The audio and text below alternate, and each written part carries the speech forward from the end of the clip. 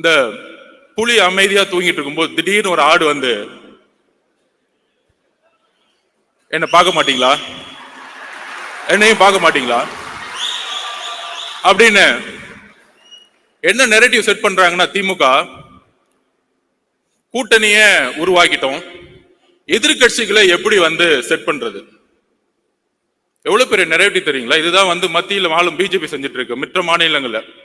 ஆனா இங்க வந்து எப்படி செய்யறாங்கன்னா, அதாவது போன 2ஆம் ஆண்டுக்கு பிரசாந்த் கிஷோர் வந்தார், ஒரு நண்பரா ஒரு ஆலோசனை சொல்லலாம். ஏன் வந்தாரு? எதிர்காலத்தில் முதலமைச்சராக கூடிய எல்லா தகுதியும் நம்மளுடைய தலைவருக்கு இருக்கு. தமிழக வெற்றி கழகம் ஆட்சியை அமைக்கக்கூடிய வலு இருக்கு. இளைஞர்களோட செல்வாக்கு, பெண்களோட செல்வாக்கு, ஒட்டுமொத்த தமிழ்நாடோட செல்வாக்கு இருக்குங்கிற ஒரு ஸ்ட்ராட்டஜிக் வியூல இங்க வராரு. அவருடைய பதிவு பண்றாரு, பேட்டி கொடுக்கிறாரு. மக்களை அவரு முழுமையாக 24 மணி நேரம் சந்திப்பதற்கு முன்பாகவே 20% மக்களை சந்திக்கும் பொழுது அப்ப அவருடைய ஒரே ஒரு கடமை, அந்த கடமை இன்னும் சில நாட்களில் முடிவற்று ஒவ்வொரு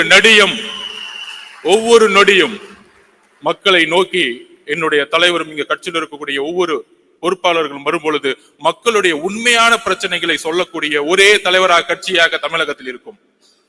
இப்படி நம்மளுடைய பயணம் போயிட்டு இருக்கும் பொழுது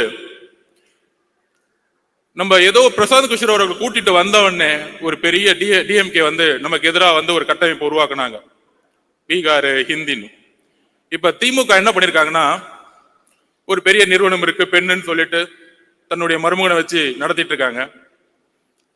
அதோட சேர்ந்து ஐபேக் அப்படி ஒரு நிறுவனத்தோட சைன் போட்டிருக்காங்க. ரிஷி அவர்கள் யூபில இருந்து வந்தவர், முழுக்க பிஜேபிக்காக ஒர்க் பண்ணவர். அதுக்கப்புறம் ராபின் சர்மா மகாராஷ்டிரால காங்கிரஸுக்கு எதிராக ஒர்க் பண்ணவர். அதுக்கப்புறம் திரு சுனில் அவர்கள். ஏன்னா இவங்க பேர்லாம் ஏன் சொல்றேன்னா, பிகே பத்தி என்னெல்லாம் பேசினாங்களோ இந்த மீடியால பதில் கொடுக்கணும்ல, எங்களுக்கும் அரசியல் தெரியும்ல. 70 வருஷம் கட்சியை நடத்துறவங்க 3 ஸ்ட்ராட்டஜிஸ் அக்ரிமெண்ட் போட்டு என்ன செட் பண்ணிட்டு இருக்காங்கன்னா, எதிர்கட்சிகள் எப்படிலாம் உடைக்கணும், எதிர்கட்சியில் இருக்கிற தலைவர்கள் சுத்தி இருக்க எல்லா தலைவர்களும் எப்படி விலைக்கு வாங்கணும், அப்புறம் எப்படி தமிழக வெற்றி கழகத்தை எதிர்த்து நம்மளுடைய குரலை உடைக்கணும், பல பொய் பிரச்சாரங்களை எப்படி உருவாக்கணும். நமக்குள்ள பல பொய் பிரச்சாரங்களா இருக்கும், நிறைய பொய் பிரச்சாரங்களை உருவாக்குவாங்க. அப்படி செட் பண்ணப்பட்டவர் தான் திரு அண்ணாமலை அவர்கள். அதாவது டெல்லியில மோடி உட்கார்ந்துட்டு மத்த ஸ்டேட்ல செட் பண்ணிட்டு இருக்காரு, இங்க திமுக அண்ணாமலையே செட் பண்ணிட்டாங்க. அதுதான் புரியல. நல்லா பாருங்க எப்படி டைவர்ட் பண்ணுவாருன்னு பாருங்க.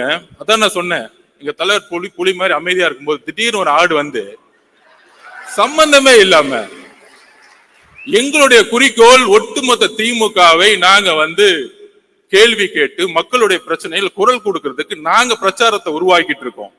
சம்பந்தமே இல்லாம வந்து எங்க தலைவரை பார்த்து, அது ஒரு தொழில், என்னுடைய தொழில், பெண்ணை கேவலமாக பேசக்கூடிய ஒரு தலைவரை பிஜேபி வந்து வச்சிருக்கும் போதே முடிவாயிருச்சு அந்த கட்சி எந்த அளவுக்கு இருக்கு.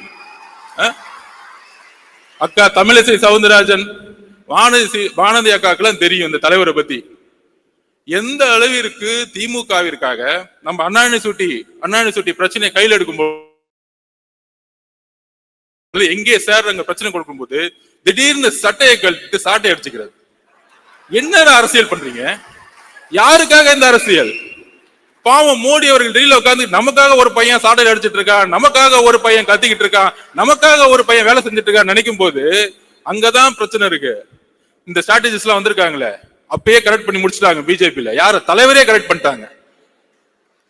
இனி வரும் காலங்களில் எங்கள் தலைவரையும் கட்சியும் தொட்டால் உங்களுடைய உண்மையை தூக்கி எறிவோம் மக்கள் மத்தியில், எழுதி கொள்ளுங்கள். எங்க மேல நீங்க எதுவும் சொல்ல முடியாது. நாங்க ஒண்ணு 10 வருஷம் ஆட்சியில இல்ல, ஊழல் பண்ண பணத்தை போய் லண்டன்ல வச்சு கொண்டாடல. நாங்க தெளிவா இருக்கிறோம்.